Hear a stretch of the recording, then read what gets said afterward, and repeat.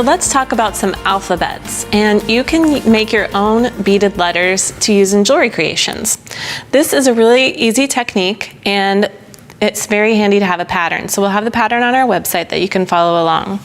What you'll need are some half tila beads, and these are 2-hole little rectangular beads.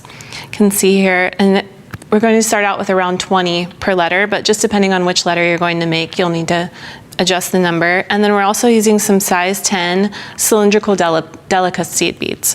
And then you'll also want to have some nylon.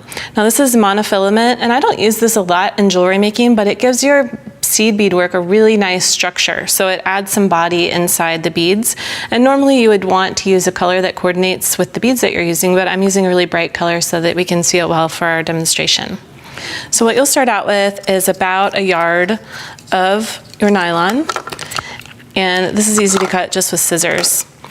And then what you'll do is most of the letters start out with 3 size 10s. And you don't even need a needle to pick this up. You can pick it right up off of your mat.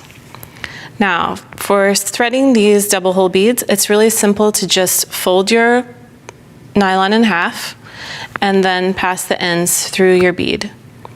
And then you can just position it right into place next to those original seed beads. Now this is where you need to refer to your pattern.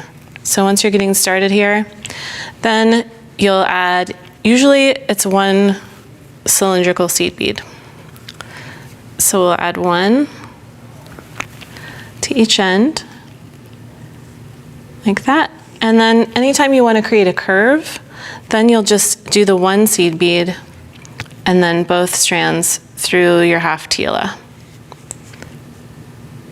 So here you're going to put it on both strands and slide it down, and you'll see that it's starting to create a little bit of a curve, and you don't really see it until you tighten up your cording. So see, once I hold it fast, then it's starting to curve. And you can see on my S here, these are the places where, these are called decreases. So here I don't have any little burgundy beads in between my tilas. I just have the tilas up against each other on the inside of the curve, and on the outside there's a bead here. And you can see here, to make a bigger curve, you'll have 2. But this is where it's handy to have a pattern because you can see how many beads it takes to get there. So we'll do 1 more like that. We'll just add. And it helps also, one little tip is you can mark the end of 1 strand with a Sharpie so that you always know which one is the inside strand and which one is the outside. So now I have my outside here, and then string another bead onto it. This is a fun way to add some personal touches, but you can see that this is going to take a little while. And then here I go creating my curve there, just like on the S or if we were making the C. Now, on the patterns, it usually has a spot where you can make an attachment. So for this S, for example, there are 2 seed beads right here. So this is the perfect place if I want to create a necklace. I can bring my jump ring here, or you could use a pendant bail and just use your chain nose pliers to close that up. And then you could thread this onto the center of your necklace chain. And always when you're closing jump rings, you can hear a little click. Hear that? And that's how you know that you've really got your ends close together and it's going to hold. Then you can place your chain right through the top of your jump ring. And hold this with my pliers and keep your letter out of the way. Then you can get your necklace together here. You could also string this onto a ribbon. This would make a fun ornament. I wouldn't necessarily recommend this for a keychain unless you're going to layer this over a piece of leather or a heavy fabric so that it would really be nice and sturdy for you. Now, another idea for adding some seed beads to an alphabet necklace is you can take just a simple metal charm and suspend it inside a metal ring like this.